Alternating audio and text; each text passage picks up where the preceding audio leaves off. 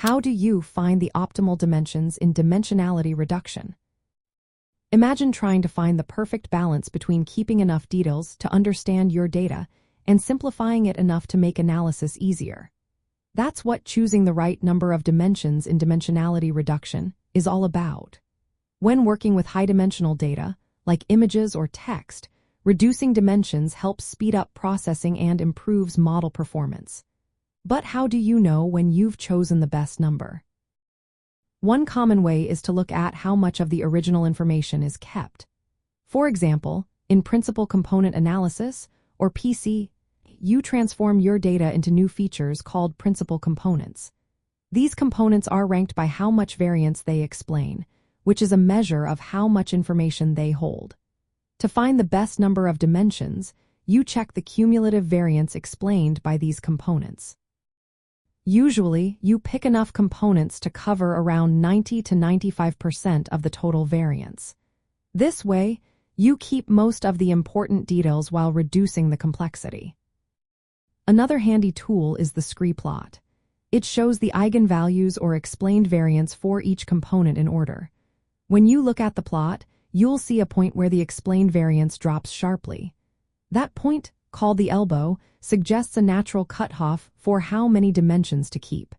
It helps you avoid keeping components that add little extra information. For more advanced methods like autoencoders or nonlinear techniques, you can measure how well the reduced data can reconstruct the original. The goal is to find a dimension count where the reconstruction error is as low as possible without making the representation too large. You can also test different dimensions by training machine learning models on the reduced data. The best choice is the one that gives you the highest accuracy or best performance on validation data.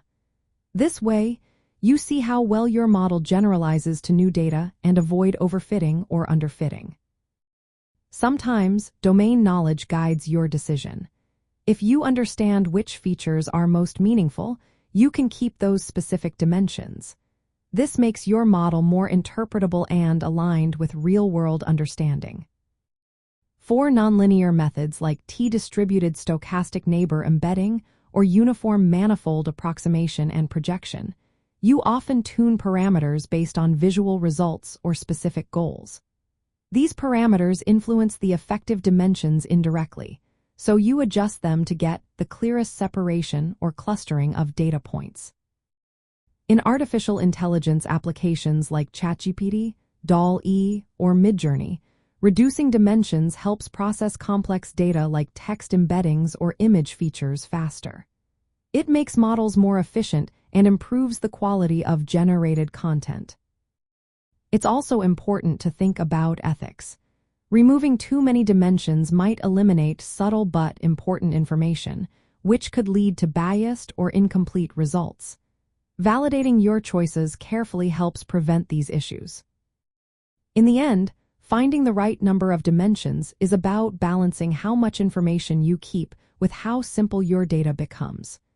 Using statistical tools like explained variance, error measurement, model testing, and domain understanding guides you to the best choice. This balance makes your machine learning models more effective and your insights more reliable.